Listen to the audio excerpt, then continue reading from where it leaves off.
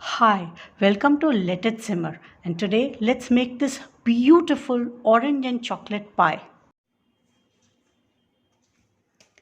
To start the pie, we need the crust, recipe for which is already being shared. The link is in the description box. This has been resting in the fridge for about an hour. So I'll dust my surface with flour and I will roll this to the size of more than 8 inches because my pie dish is about 8 inches in diameter. So I'll make bigger than that so that it's there on the sides also, covers the sides also. So beautiful marbling effect you see. It's because of the butter.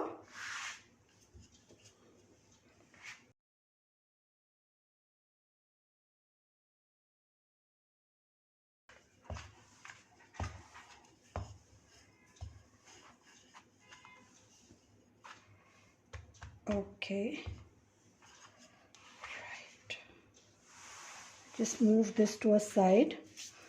I will get my pie tin which I had kept in the fridge. I had buttered it. I kept in the fridge so that the butter is set.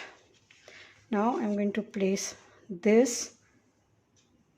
Oh, beautiful. It is a loose bottom pie dish. Oh, I have some extra. So first I'm going to use my fingers.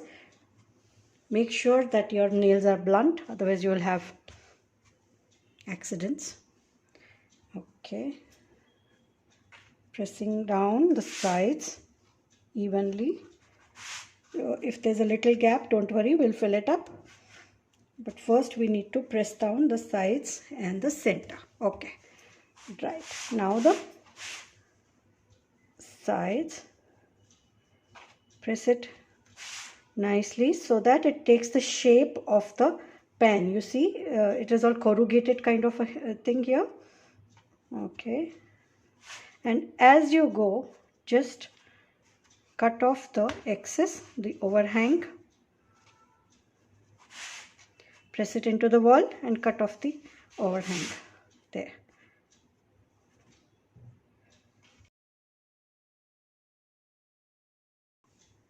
Okay, so now here that we have a little space left, what we are going to do is take a bit of dough, just press it on top.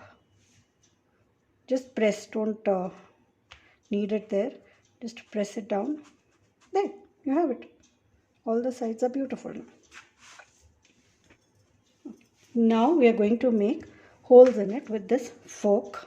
Just prick it so that it doesn't fluff up like a chapati or a pita bread. We don't want it fluffing up. It won't be crispy then. Little bit on the sides also.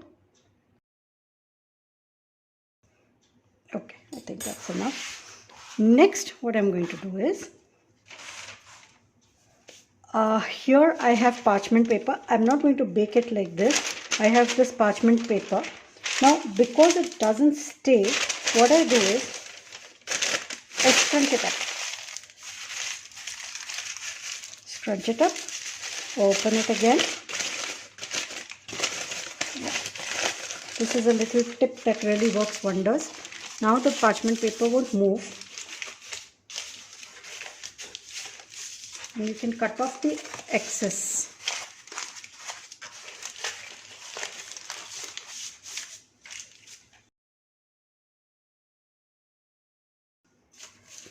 Okay, now here I have dry beans which I have saved for this purpose only.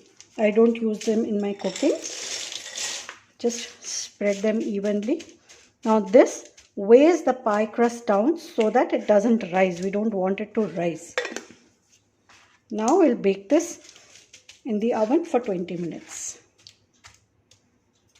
The pie is out of the oven. Smelling nice. Still hot. Let's see. Oh, nice. Pie crust, crispy pie crust is ready. The beans will go back in the bottle once they cool, and we will keep this aside for it to cool down. My pie crust is cooling. We will make a chocolate ganache. For that, I have about half cup of heavy cream, chocolate and orange ganache or filling for the pie. I don't want to leave any cream behind because we use measures. So I want to use the exact measure as close as possible. This is zest of 1 orange. To that I'm adding 200 grams of bittersweet chocolate. I've cut it into small pieces. Now this I'm going to put in the microwave for 30-second bursts till my chocolate almost melts. So here I'm going to put it in the microwave. This is out of the microwave. I'm going to mix it till it becomes smooth. All the chocolate gets mixed into it.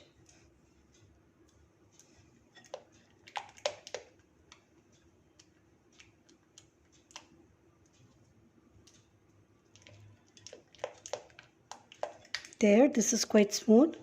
To this I am adding 1 orange, couple of drops of orange essence. It's a very strong bitter orange essence, so I am using couple of drops. This is totally optional.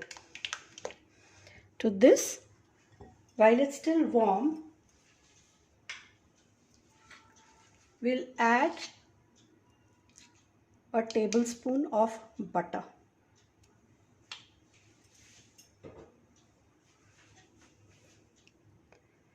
This will give it a nice shine. Our pie crust has cooled down and smelling so buttery.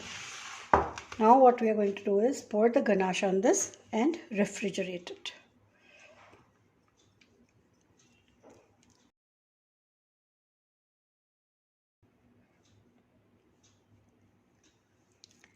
And what you have left on the spatula is the treat for the baker. Yum. Now I'll keep this in the fridge. The taste of orange, beautiful. Once set, unmold the pie and decorate it with simple whipped cream or chantilly cream, along with some orange zest and chocolate chips. Enjoy the pie with your loved ones. If you like, don't forget to share and subscribe. Thank you.